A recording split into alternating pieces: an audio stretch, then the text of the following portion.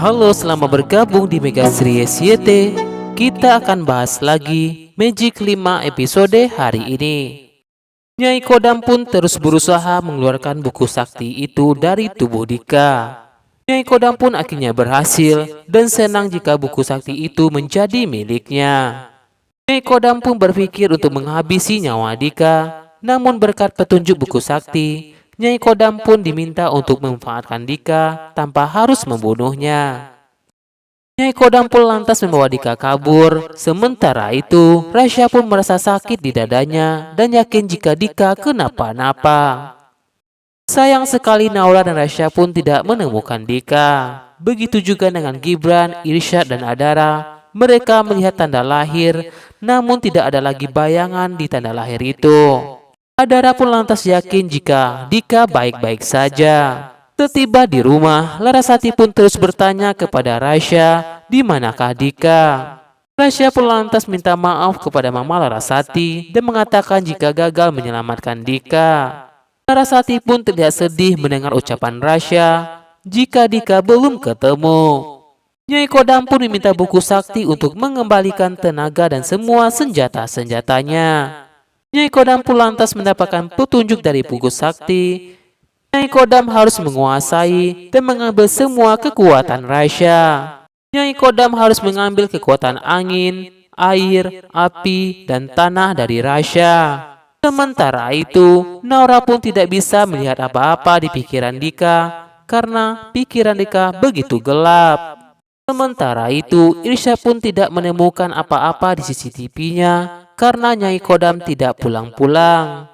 Namun Irsyad melihat gerak-gerik mencurigakan dari Galih. Galih seperti tergesa-gesa meninggalkan rumah Nyai Kodam.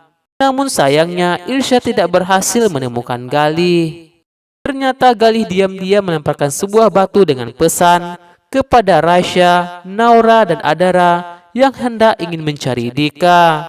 Pesan itu pun berbunyi, jika mereka ingin Dika selamat, mereka harus datang ke lembah hijau sekarang juga. Rasya, Naura, dan Adara pun menemui Nyai Kodam untuk menanyakan Dika di mana sekarang.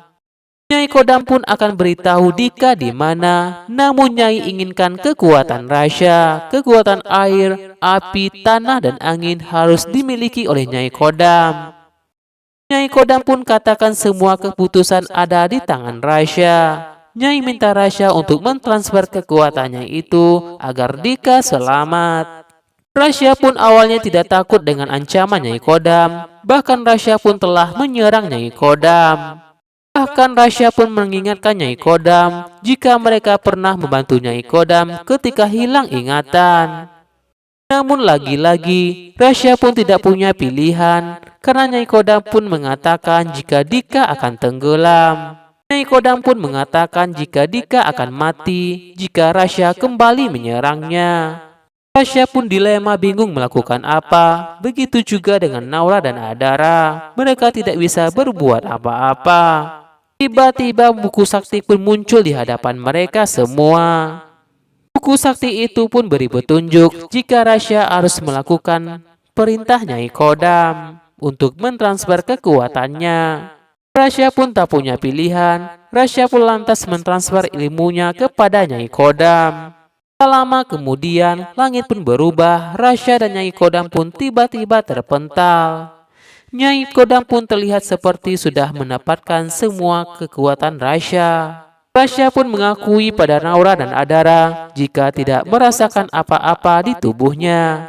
Nyai Kodam pun tidak akan ingkar janji dan mengirimkan alamat di mana Dika akan tenggelam. Tiba-tiba petunjuk buku sakti pun datang di hadapan mereka. Buku itu beritahu cara mengembalikan kekuatan Rasya. Mereka tidak boleh terlambat. Mereka punya waktu 2 jam untuk menghancurkan kuali itu. Jika kuali yang dimiliki oleh Nyai Kodam hancur, maka kekuatan Rasya akan kembali.